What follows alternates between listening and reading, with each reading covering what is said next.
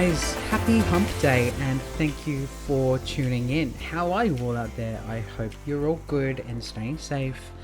Firstly, a big thanks to you returning listeners and a big hello to all of you for tuning in for the very first time. You know what? Since I started the show, I've always wanted to have a fun collective noun for you lovely lot who tune in for every episode. You guys who share your feedback and comment and connect with the show. Like one of our favourite returning guests, Rochelle Lindquist, who has her own podcast that may contain traces of soy. Her listeners are called soybeans. And I think that is just so damn cute. And I want that for me. The only thing, though, I keep thinking of is to call us the excusers, but somehow that just sounds far too problematic for this type of podcast. So if you're out there and you have any fun ideas of what we can call ourselves as a collective noun, then let me know. You can let me know your thoughts over on Instagram at excuseme_pod. Now, can you believe that it is May already? I mean, where does the time go? In fact, I struggle to believe that I'm already 36 years old, turning 37 in August, and I'm only 3 years away from the big 4-0. That's daunting. Needless to say that with the passing of time and getting older, you really start to think about your own life, the people that are in it, what you've achieved, what you still want to achieve. So in this episode, we're going to explore the importance of backing and believing in yourself. Something that I've only recently really started to find myself doing. So join me now as I share with you a very personal story into how I got to where I am today in terms of believing in myself.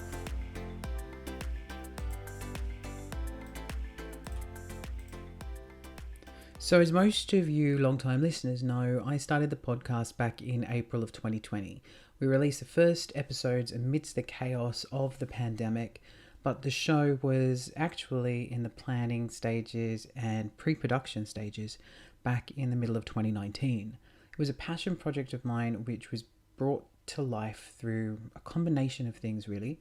So to recap for anyone who doesn't know the story, at the start of 2016 I had a breakdown, maybe we'll call it a quarter-life crisis, but essentially I was in a very dark place inside of my own head. I was adjusting to my relationship as well with my now husband Benny and the idea of becoming a stepfather to his kids. I felt as though I had to, on some level, relinquish my own desire to have and raise a child of my own, especially since Benny's kids were teenagers and well on their way to becoming the amazing adults that they are today.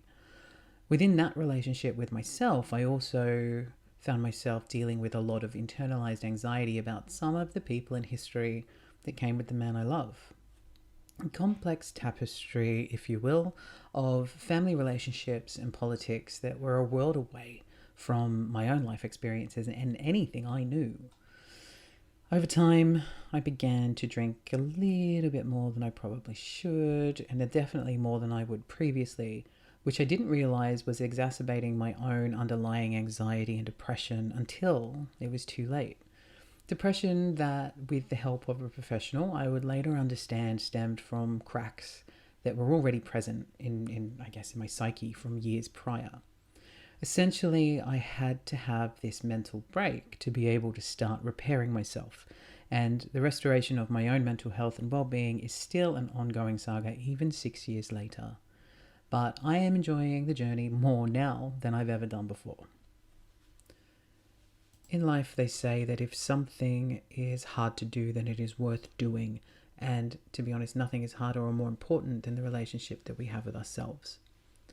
Toward the end of 2017, Benny and I flew to the UK, which is where I'm from originally, to spend some time with my dear friend Flynn. Flynn had been battling cancer for years and had been given a short time frame left to live. We had an absolutely magical experience over in the UK, and it was so great to have my future husband get to know the friends and family that helped shape me. Flynn thankfully defied all the odds once again, as she had a habit of doing, and paid no attention to the silly timeframes that the doctors gave her, and she went on to live another full year, inspiring all of us. Flynn passed away during the first week of 2019, and I really struggled with that loss. The loss of a best friend is emotionally crippling. Losing Flynn brought back my anxiety, made me feel depressed again, and my previous ability to push down how I was actually feeling and to not deal with things. Thankfully, though, this didn't last too long, and I created a little blog called Excuse Me, I Have Something to Say, which would, of course, in turn into this very podcast. The podcast itself came to life from me feeling that I didn't have much of a voice. I'd lived a life with my inner monologue telling me not to do things, telling me that, if I try, I'll fail, or worse, I'd embarrass myself. So for as long as I can remember, I've been held hostage not only to that tiny voice inside of me, but to the life experiences I'd had, from bullies at school to toxic workplaces and relationships, to the social narratives that tell us things like you need to have a proper and stable job, or only a tiny percent of the population actually get to do what they want to do and what they love, so the rest of us just kind of keep on existing to keep the world spinning. So after having my quarter life crisis, my mental breakdown, and then losing a great friend to a terrible disease so young, I found myself really questioning everything and wondering why people were not really talking about particular things that happen to all of us, the life stuff. And that eventually led to me wanting to have public conversations with other people about all of this life stuff. I mean, if I've been through something, then so has someone else, and maybe they might want to get something off their chest too, and maybe, just maybe, that conversation might help someone else to feel heard or less alone, or maybe it might make someone smile or encourage them to share their own truth with other people that they love in their lives. I felt like I had a humble yet noble quest that I was about to go on. The problem was I had no idea where to start, and I still had this tiny little voice inside my head screaming at me that I'm not good enough, not brave enough, that no one would want to listen to what I had to say, and I would just end up embarrassing myself because, let's face it, I'm a nobody, and nobody's voice is not worth listening to. When I was little, I was always creative. I'd always be drawing and creating art. I'd sing everything, and I wanted to be an actor. I always felt that when I was older, I would be wildly creative and incredibly successful at my chosen life. Then, sometime during those troublesome teen years, I lost that voice and became a little bit more introvert. Sure, I still did things like singing the school talent show, and I was always drawing something and creating something. After I left school, I came out and got a little lost in trying to find myself and who I was within my new identity. And I ended up working in retail, bars and nightclubs. I had the best time and I met the most amazing people, most of whom I still connect with today. Actually, that's where I met Flynn. I was always envious of my sister, though, because she didn't seem to give a fuck about what people thought of her. She was creative too. She was in a band that started to have a little bit of local success. We even wrote and recorded a song together, which I absolutely still love to this day. And it reignited, doing that with my sister, reignited my love to sing and create. But once again, that little voice that we all have inside of us was telling me not to pursue any of it. Don't do it because you're just never going to be good enough. No one will care. No one wants to hear what you have to say. When I was 23, I made the decision to move back to Australia, and I headed to the Gold Coast where my mum was living at the time. I really feel like I lost myself again here. I had to figure out who I was in this chapter of my life. I kind of lost a bit of my gay self too, if that makes sense, because there was no gay scene here on the Gold Coast, and it kind of felt like I had jumped back at least 10 years into the past. People here, I found them to be initially very cold and only really showed an interest in you if they thought that you could bring something to them or they could get something out of you. Didn't really feel like people were overly genuine. It was a real shock to the system because I'd never ever had any problems making friends. But eventually I found my place and I found my people. Over the last 14 years, I've tried to balance my creativity with a steady work-life balance too. I started my own t-shirt business on the side where I'd create unique designs inspired by pop culture and have them printed on t-shirts. I'd also take commissions to create unique portraits and images that later evolved into a small online business, which eventually was called the Red Feather Co. And there I would have the images I created, I would have them printed onto stickers, badges, other merchandise. And it was a great concept, and I still loved that I did that. But that voice was always there, making me second guess myself. No matter how much people liked my designs, no matter how much positive feedback I got, it was always there saying not to bother because, you'll never amount to anything. It will never amount to anything. Along with that little voice, I've always had this, let's call it a fear of people. More specifically, persecution from the people. I often think back to an episode of Friends where I think it was Ross who says to Rachel, "Who cares what the people think?" And she responds with something along the lines of, "I do, because they're people."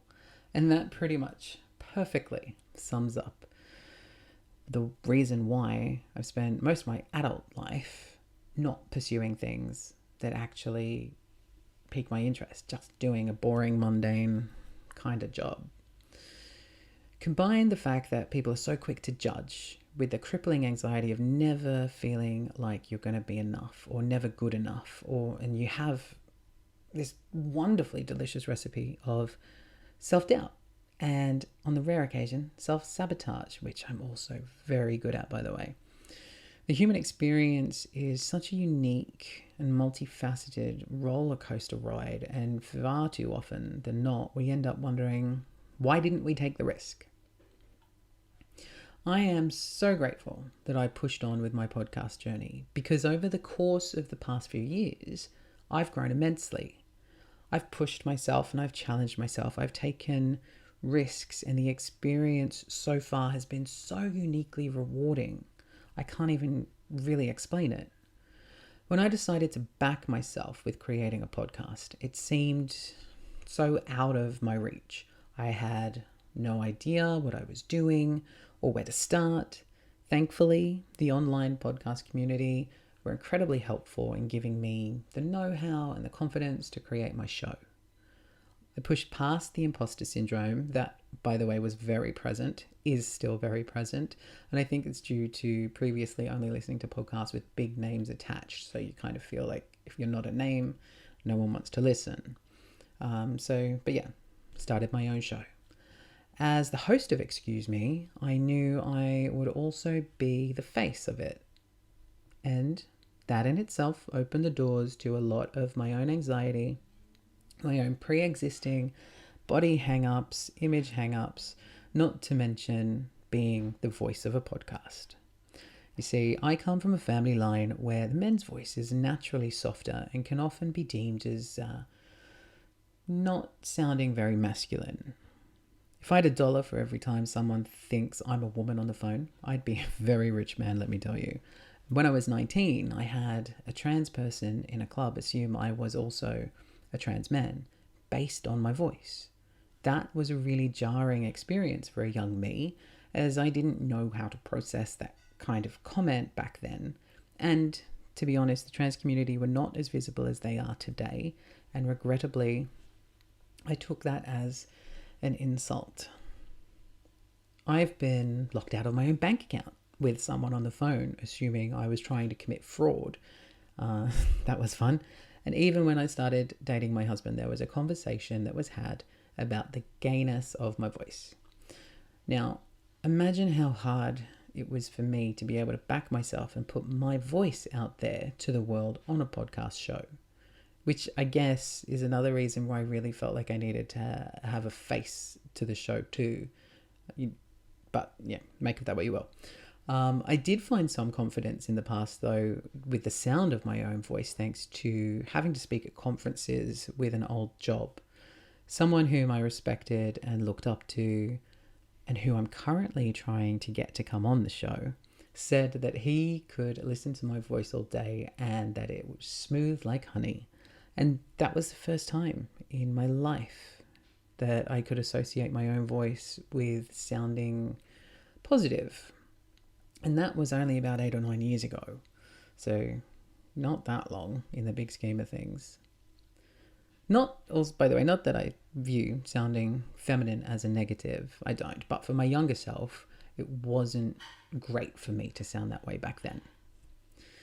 The show started with me talking to friends and people within my circle about life, things that were really important to them, their personal experiences in their own lives or shared experiences. The first episode went live on the 8th of April 2020, and it was an introduction to me, my show, why I created it, and what I wanted to achieve with it. Episode 1, like this one, was just me. I was putting myself out there, not knowing what would happen, if or how I would be judged. The few people that listened to that first episode when it first went out shared only positive feedback, and that was a real confidence booster that I really needed. At the start of the show, I thought that I would probably just do one season, talk about a few things that interested me with a few nice people who inspire me, and then put it to bed. Just that chapter's done. After the first few episodes went out, though, I was contacted by Lip Media, an independent Australian podcasting network that was elevating the voices of LGBTQIA plus individuals and women. Lip Media was also home to one of my favourite podcasts at the time, The Gays Are Revolting, and they wanted to bring my show to their network. I had a great chat with Dan, the owner and creator of the network, who said that he loved the show. He loved the content I was putting out. He liked the potential and me, the host. He specifically made mention to my voice too in a really positive way. He explained how monetizing a podcast works with the inclusions of advertising, and all of a sudden I realized that because I took a risk and backed myself with something I believed in, something that meant a lot to me, my little podcast, I had then caught the eye of someone who was willing to back me, somebody else who thought I was backable. This to me was a great achievement. I was equal parts excited, proud, and terrified. I joined the network, and my first episode with Lip Media played on the Gays Are Revolting podcast as a filler episode for their audience during a week off for their show. What a fucking highlight. My tiny little show was airing in place of my own favourite podcast. Amazing. As season 1 of Excuse Me went on, I found confidence, and I guess I found my groove as a host. Chatted with people in my life, and it was an amazing feeling to share their experiences with a wider audience. I was contacted by people who were connecting with their family and friends in ways that they hadn't done before. This was such an incredible feeling to know that people were listening, that people were talking and connecting in positive ways with each other. That if I didn't back myself in creating the show on a concept that meant something to me, then some of these connections may not have happened, or at the very least, they may not have happened so quickly. By the end of season 1, I'd gone from introducing myself to interviewing Mark Camilleri, a psychologist from Melbourne, about the importance of queer mental health during the holidays. I mean, what a great episode. You should go listen. But, I mean, what an achievement. Back yourself. That's the point. Good things happen if you believe in yourself. As we went into season 2, I felt like I was on top of the world. I had 2 episodes for season 2 ready to go with 2 people I'd never met before. We're going to be talking about getting naked in nature and desexualizing nudity, talking about mindfulness with Benny's cousin who lives in Canada, who is just amazing, by the way. Super excited to meet Rachel in person finally later this year. I was also getting married. Lip Media had folded, but that was okay. I was in talks with a new network, That's Not Canon, to find a new home for my show. Welcome home. This is where we are now. I really felt that I was on a roll. I really felt like 2021 was going to be my year. 2021, though, well, she had other plans. 2021 would prove to be one of, if not the toughest years of my life. Without going into too much detail, because that's a story for another time, after the wedding, after we got married, it was, let's call it the wedding to end all weddings. It was amazing. And I'm not just saying that because it's my wedding. Everybody else said so too. I'm not kidding you. Our wedding was epic. My husband, he had his own mental health challenges. That for me really echoed my own experience from back in early 2016. And this was actually really incredibly triggering for me. And it would essentially be the narrative for the rest of our 2021. I'm not going to speak to what Benny went through, as that's not my story to tell, but I can talk briefly to my own experiences through it. You see, the thing with being a newlywed who's also started a new job and then having your husband go through an incredibly traumatic experience that echoed your own was that I felt like I had to support him and get him through it, having no idea how. I kind of put myself on the back burner. And at the same time, I had this little voice in my head, which was telling me that I won't be able to do it. And I won't be able to do it because I'm still managing my own anxiety and depression on the daily. And in turn, on more than one occasion, that little voice made me want to escape. The voice had me questioning everything. I felt like I was back in 2016 again. I was questioning everything from how much I can take emotionally to whether or not I could even be the husband I needed to be. But now, it's not just about me anymore, you see. I had to not only back myself and figure out how to back myself, but I also had to back my husband and back our marriage, because if there is one thing above all else that I believe in, it is us. We've got this. The podcast took a bit of a backseat in my life during season 2. Episodes were released out of schedule. I was stressed at the thought of putting episodes together. Even just getting alone time to record an episode felt impossible at times. I continued to release what I could, when I could, because I was so proud of what I've achieved during season 1, and I'd had made this commitment to you, the listeners, and to myself, to produce a great season 2. Throughout season 2, I found it hard to back myself. I found it hard to like myself, as many of my own anxieties were getting the better of me. I was angry at myself for my own inconsistency, and I not only took myself to trial over this, but I also charged myself guilty of being a bit of a failure in 2021. Looking back at season 2, I can see that throughout everything that was going on, everything that I went through, everything that we went through, I still managed to create something that I'm proud of. During season 2, I wanted to give up so many times, and I'm sure people are listening to this and thinking, it's just a little podcast in a sea of millions of other podcasts. Who cares? I do. This little show is my baby. I created it, I've nurtured it, and I've helped it grow, and I love it. As we set off into May 2022, we're now, including this one, 3 episodes into season 3 of Excuse Me, and both the show and I have grown so much.